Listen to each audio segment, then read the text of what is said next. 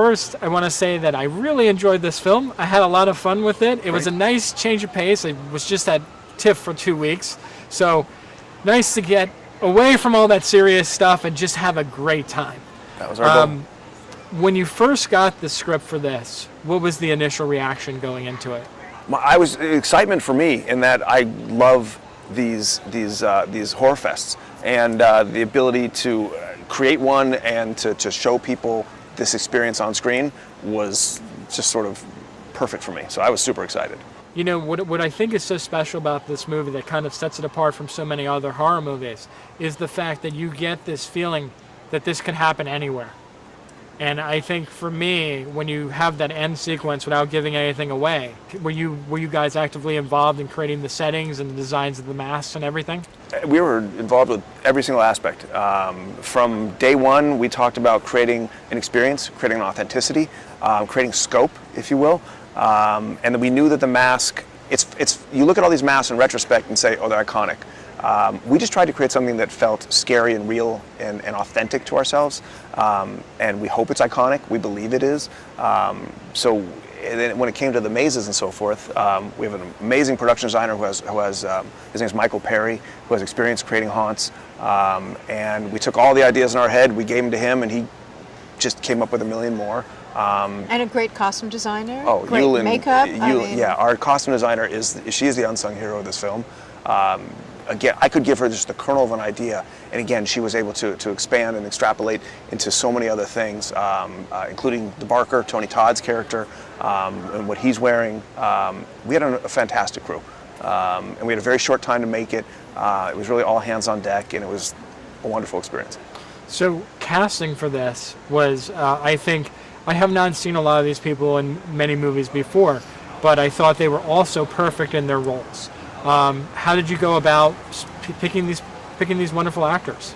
We had casting directors in LA and in Atlanta, and it really was, who found the best people, and you actually worked with all of them so that you yeah, did a lot of mixing and matching, a lot of chemistry reads, and when the three women, when they got together, they were just best friends.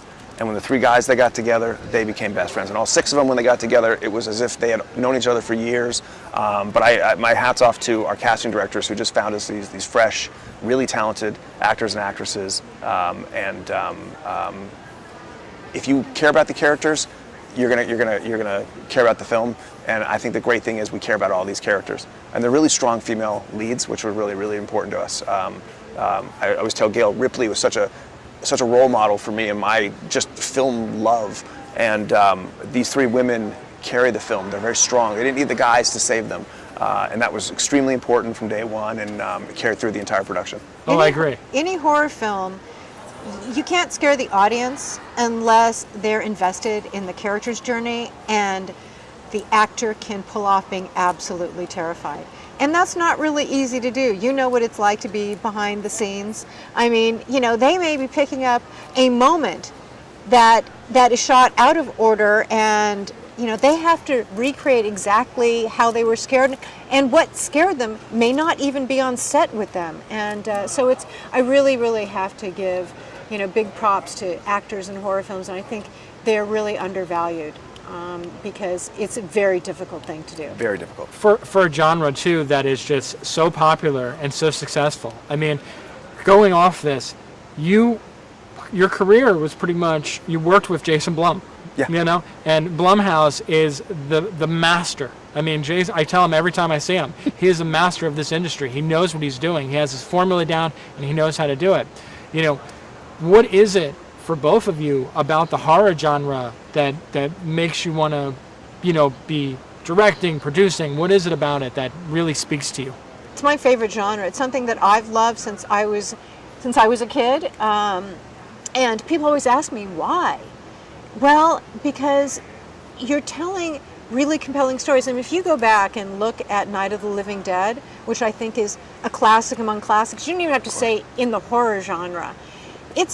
You comment about society, you comment about people, it's, and yet at the same time, that's sort of the subtext, but you're going on a journey with these characters, and it's entertaining. You're not thinking about what am I going to have for lunch tomorrow? And am I going to, how well did I do on my final? Or, am I prepared for that presentation I'm going to do tomorrow? You are there in the moment experiencing it. And there aren't that many things where, you're not going to sit there texting while you're watching a film that's a horror film that's really, brought you into the world and the characters. Yeah. And we all live with fear. Fear is prevalent in our lives from day one. We're scared of the dark. You're scared about what's in the closet, what's under the bed. And this is a way to experience that fear, to release that fear, and sort of put it in its proper place. And it's a fun, safe way for people to sort of compartmentalize that fear. Yeah. Well, thank you very much. Congratulations. Really did enjoy this film. It was Thank great. you.